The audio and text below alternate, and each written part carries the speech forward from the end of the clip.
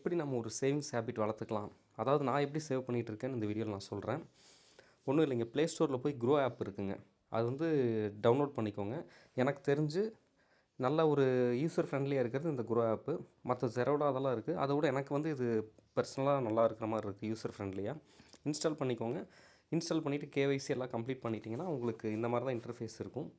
இதில் போய் இந்த ஓரத்தில் அந்த உங்களோட சிம்பிள் இருக்கும் பாருங்கள், அது கிளிக் பண்ணுங்கள். கிளிக் பண்ணிவிட்டு ஆட் மணி கொடுத்துக்கோங்க. அக்கௌண்ட் ஆக்டிவேட் ஆனதுக்கப்புறம் 1 ஹவரில் ஆக்டிவேட் ஆகிடும். இப்போ ஜஸ்ட் ஃபார் எக்ஸாம்பிள் நான் வாரத்துக்கு ஒரு 300 400 போடுவேன்.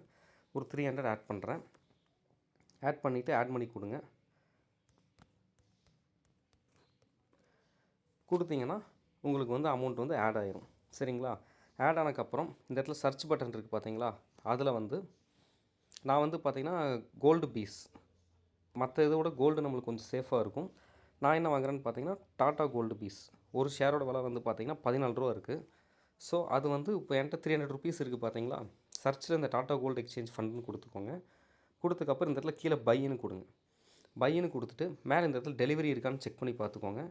அதுக்கப்புறம் குவான்டிட்டி, நீங்கள் எவ்வளோ அமௌண்ட் போடுறீங்களோ அதுக்கான குவான்டிட்டி இங்கே கொடுத்துக்கோங்க. இப்போ என்கிட்ட 319 ரூபா அக்கௌண்ட்டில் இருக்குது.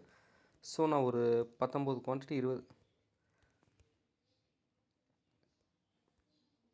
என்னால் வந்து பார்த்தீங்கன்னா 22 குவான்டிட்டி வாங்க முடியும். 311 ரூபா. வீக்லி உங்களால் எப்பப்போ அமௌண்ட் கிடைக்குதோ அப்போல்லாம் வந்து பார்த்தீங்கன்னா நீங்கள் ஒரு 100 ரூபா கிடச்சாலும் கூட ஒரு 5 கோல்டு பீஸ் வாங்கி வைக்கலாம். உங்களால் எவ்வளோ முடியாதோ அதை சேவ் பண்ணுங்கள். ஃப்யூச்சரில் உங்களுக்கு வந்து இது கொஞ்சம் உதவியாக இருக்கும். நம்மளால் கோல்டு தான் வாங்க முடியல அப்படின்னா இந்த மாதிரி சின்ன சின்னதாக கோல்டு பீஸ் வாங்கி வச்சாலும் கோல்டுக்கு நிகராக இது ஏறிட்டு தான் இருக்கும்.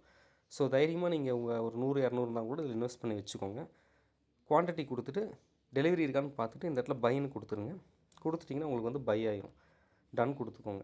இது வந்து இங்கே எக்ஸ்ப்ளோரன்ட் இந்த இடத்துல ஸ்டாக்ஸில் வந்து ஹோல்டிங்ஸில் பார்த்தீங்கன்னா இந்த ஷேர்ஸ் உங்களுக்கு வந்து தெரியும்.